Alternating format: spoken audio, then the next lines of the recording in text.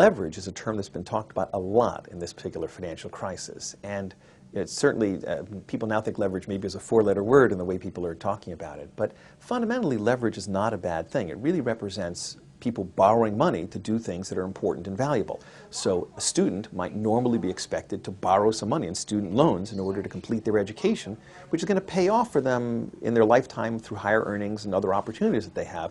It was a good investment, smart way to use money, but it levered their capital and their investment. Similarly, if you're buying a home, hardly anybody has all the money to buy their first home right out of the bat. Mostly what they do is they put down a down payment and they borrow the rest from the bank in the form of a mortgage. That's also leverage. But again, it's a good way for a person to get into a home that they can raise their family in. It makes perfect sense to do, and they can pay that money back over their lifetimes. The problem is when you have too much leverage. So let's think about a simple example.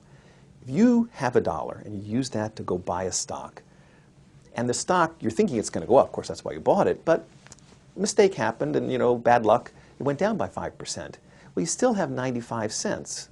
You lost 5 cents, and it's not a disaster.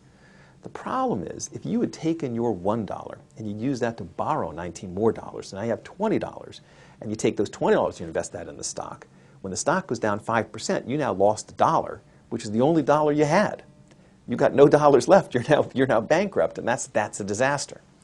Well, the Wall Street firms, like the investment banks, weren't levered 20 to 1, but on average, they were levered 30 to 35 to 1.